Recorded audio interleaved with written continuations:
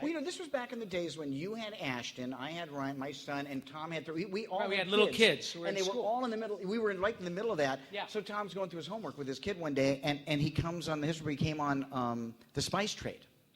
So he's reading. So he comes back. He comes back to work. He says, "Hey, we should do a song on the spice trade." Now it's important to understand that it's the Spice Trade, not the Spice Channel.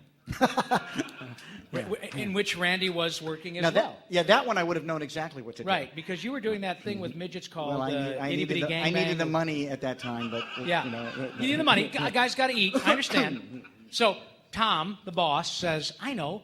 Do a song about the spice trade." And I said, "What?"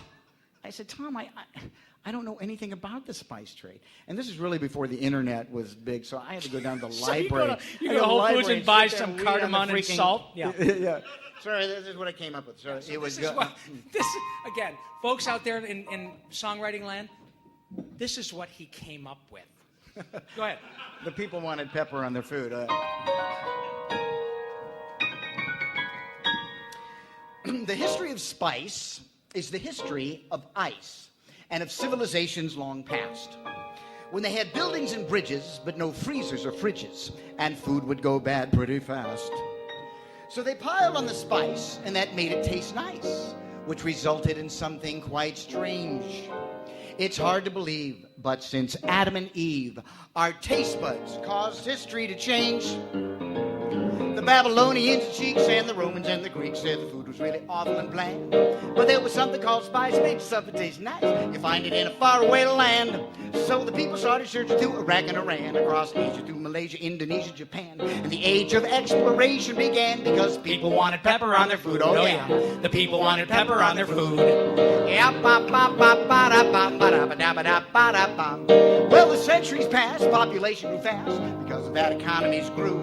Everybody wanted spice, they were raising the price. The people didn't like it, it's true. Like Attila the Hun, who got angry and sore when he reached for the pepper, but there wasn't no more. He jumped right up and said, "We're going to war, because I got to have pepper on this food." Oh yeah, Attila wanted pepper on his food. Nutmeg, ginger, mace, and lime, parsley, sage, rosemary, thyme, bay leaf, cloves, and just a little hint of the sugar, rum, and caraway, and cinnamon mint. Well, Columbus set sail, going to blaze a new trail to the place where spice is found. But he was rubbing his eyes because he got a surprise when he collided with a chunk of new ground. He was looking for spice, so he crossed the sea and found a continent instead of where the Indies should be. So America was actually discovered, you see, because he went to get pepper on his food. Oh yeah, Columbus wanted pepper on his food. Saffron, salt, radicchio weed, garlic, curry, poppy seed, fennel, basil, tarragon, still there's oregano and juniper and sesame dill. Well, history shows when the spice trade grows, the worldwide economy works.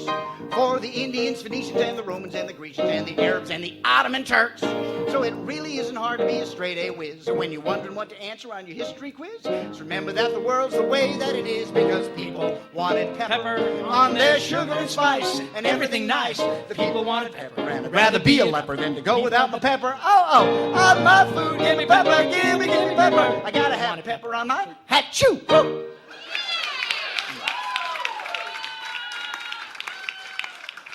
And now you know the spice trade.